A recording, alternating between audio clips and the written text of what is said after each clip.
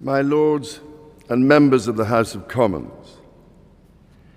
I am deeply grateful for the addresses of condolence by the House of Lords and the House of Commons, which so touchingly encompass what our late sovereign, my beloved mother, the Queen, meant to us all. As Shakespeare says of the earlier Queen Elizabeth, she was a pattern to all princes living. As I stand before you today, I cannot help but feel the weight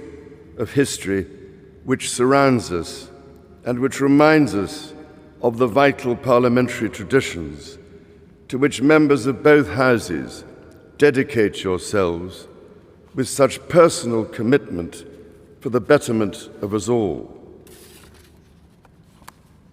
Parliament is the living and breathing instrument of our democracy. That your traditions are ancient, we see in the construction of this great hall, and the reminders of medieval predecessors of the office to which I have been called, and the tangible connections to my darling late mother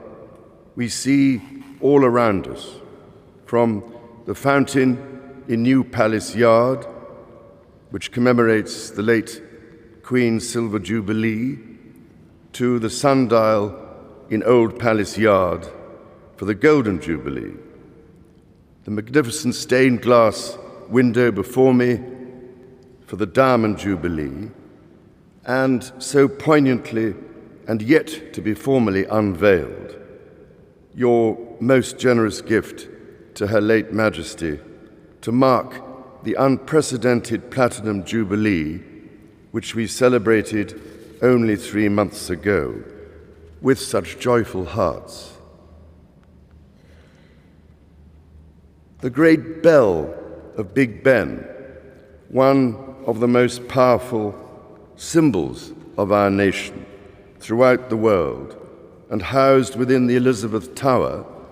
also named for my mother's Diamond Jubilee, will mark the passage of the late Queen's progress from Buckingham Palace to this Parliament on Wednesday. My Lords and members of the House of Commons, we gather today in remembrance of the remarkable span of the Queen's dedicated service to her nations and peoples. While very young, Her late Majesty pledged herself to serve her country and her people,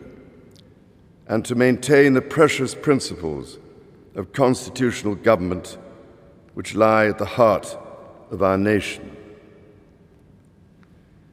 This vow she kept with unsurpassed devotion. She set an example of selfless duty, which, with God's help